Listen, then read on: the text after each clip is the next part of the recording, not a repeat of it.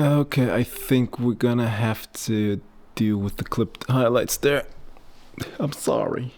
I'm sorry! Okay, couple of videos ago I talked about the Helios 44 and I loved it for, I said the most filmic lens I've ever used, and then I changed the title because I think it's way too clickbaity with that. I talked about this and I said, yeah, it has this haze problem. Since then I opened the lens, it turned out it didn't have a haze problem. I cleaned everything, put everything back together, which seems to turn out nice. It still has that way too dreamy problem, which I do think that it's not because the haze, maybe coating is kind of gone bad a little, or maybe there are like so many micro scratches that it just, you can't actually remove that or something like that. It could also be that. Am I even looking good? Let's turn this down a little like this. It could be any of that, but it allows me to use it for videos a little bit more, and I've been trying to use this lens for videos because I really want to be able to do this. It's the Batman lens, it's the Dune lens, and you have this like thoughts, maybe lens, and I do love the look of this lens. It has this like super cool micro contrast going on, the 3D pop. People say that, but I do think it's really there, and I really tried to do this. I really pushed myself hard to use this lens. I even got a Nucleus Nano N, the first version, and I found this on eBay for 45 euros. And since I have it, I thought I'm going to make another test, because I did one test with my girlfriend, but she doesn't want to be on YouTube, which I get it. So I'm gonna do the same thing with me, and then we can take a look at the results together. First of all, it's 58 millimeters, and with an APS-C camera, you're looking at like 88, 90 millimeters. It's so tight. It is so tight. And for my style of shooting right now, for the things that I've shot right now, there aren't a lot of scenarios where I shoot a 90 millimeter lens, and then with the active, if you want to shoot with the active stabilization on it, just makes it like 120, 110, I don't know, something like millimeter lens, which I think is way too tight for the things that I want.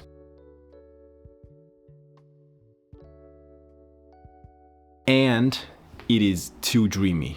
Like, I think that's the biggest thing, because yes, you can get a speed booster and it's easy. 58 millimeters, I think, is a great full frame focal length. But the thing about it is, I think it's way too dreamy for my taste right now, which I usually don't have a problem with dreamy and, soft, but even stopped down, it just becomes so dreamy. Well, let's take a look at that. Why I think that is, again, with the coating or like micro scratch issues. When there's backlight, at any point, any backlight, it just goes crazy. Like the haze around that is crazy. And I did not see that with the flares, which we'll test the flares too, but flares are very controlled, I have to say that. Flares are incredibly controlled and not like super flary, which was a surprise to me, to be honest with you. But I don't know what the problem is. Maybe you can tell me. Other than that, I'm just gonna set up 1, 2, 3 scenes if I have time, or we'll just do one, and then we'll take a look at the backlight situation too. That's what I want to do. I want to do one with like as little backlight as possible, with just me bounce, but the other one is going to be me with this backdrop kind of thing, and we'll take a look at the backlight situation because I think there are interesting stuff going on. Okay.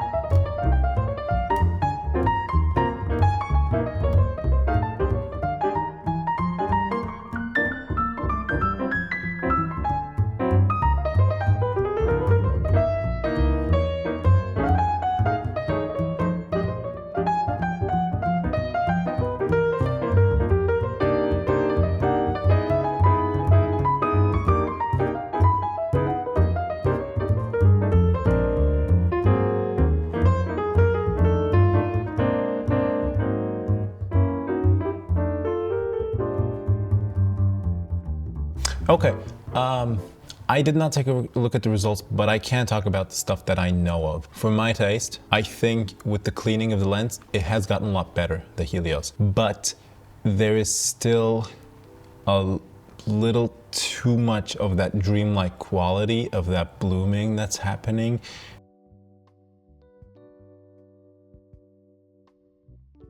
That is not right for the stuff that I want to shoot right now. I don't think it's bad. Again, when the project requires it, I think is a great tool, and I really do like that, but I guess I have to find the right project for the right lens, and it's always like that.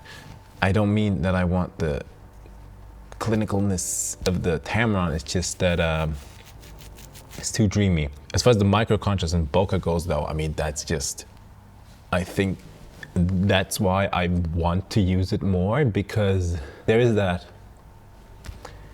people say 3D pop, and I do think it's kind of a 3D pop, because it is kind of a 3D pop. It has that kind of that extra thing.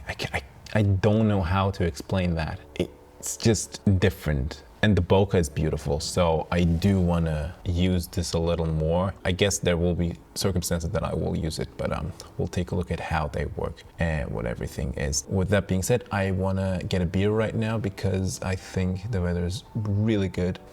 Ah, that's pretty good. Pulling folks on your own ain't too bad. It's fun. Okay, I'll see you in the next one. Bye.